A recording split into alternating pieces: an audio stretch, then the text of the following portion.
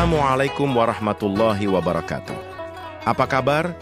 Semoga Anda selalu dalam keadaan sehat dan penuh berkah. Hari ini, dunia Islam akan berbagi kisah inspiratif tentang hujan. Nikmat atau bencana, begini pandangan Islam. Hujan adalah salah satu ciptaan Allah yang menyimpan berjuta makna dalam setiap tetesnya. Ia bukan sekadar air yang jatuh dari langit, melainkan bagian dari sistem yang sempurna, bukti nyata dari kekuasaan dan pengaturan Allah yang tiada banding. Ada kalanya hujan disambut dengan sukacita. Anak-anak berlarian di bawah gerimis. Petani mengangkat tangan penuh syukur, dan udara menjadi lebih sejuk serta bersih. Hujan menjadi tanda bahwa langit dan bumi masih terhubung oleh kasih sayang ilahi. Namun tak jarang pula hujan datang membawa rasa cemas. Banjir melanda pemukiman, tanah longsor menelan rumah dan jalanan, dan aktivitas manusia terhambat. Dalam kondisi seperti ini, manusia mulai bertanya, mengapa nikmat bisa berubah menjadi malapetaka? Disinilah pentingnya cara pandang yang benar terhadap takdir Allah.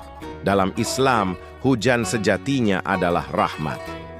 Bahkan ketika ia datang dalam bentuk yang menguji, di baliknya tetap tersimpan hikmah dan pengingat.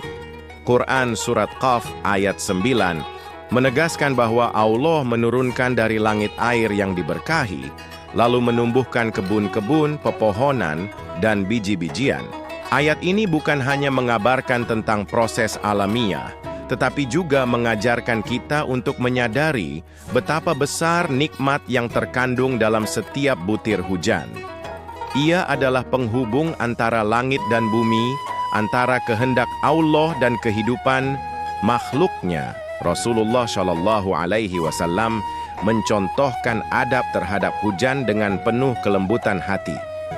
Ketika hujan turun, beliau menengadahkan tubuhnya, membiarkan air hujan menyentuh kulitnya sambil berkata, "Ini adalah hujan yang baru saja diciptakan oleh Rabbku." Ungkapan itu mengandung cinta dan penghormatan, sekaligus pengakuan penuh terhadap kebesaran Sang Pencipta.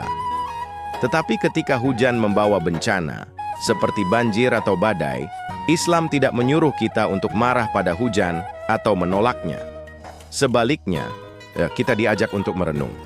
Hujan bisa menjadi ujian yang menyadarkan, bisa menjadi azab bagi kaum yang durhaka, sebagaimana terjadi pada umat Nabi Nuh alaihi salam.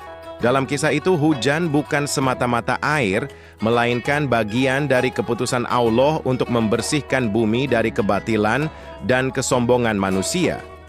Sayangnya, dalam kehidupan modern ini, banyak bencana bukan murni dari hujan itu sendiri, tetapi akibat dari ulah manusia.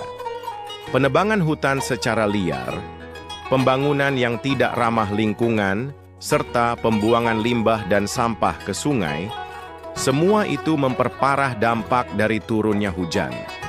Maka tidak adil jika hujan disalahkan, sementara kerusakan yang sesungguhnya berasal dari tangan manusia sendiri.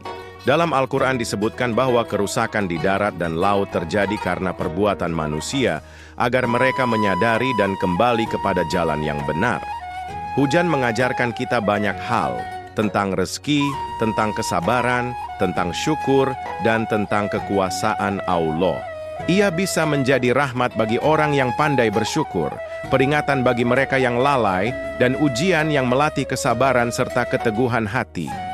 Ketika hujan turun, Islam menganjurkan kita untuk memperbanyak doa, karena saat itu adalah salah satu waktu mustajab.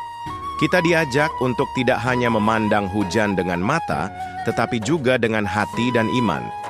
Dalam setiap rinainya, hujan mengandung pesan langit, bahwa Allah masih peduli, bahwa bumi masih diberi kesempatan untuk tumbuh dan berubah.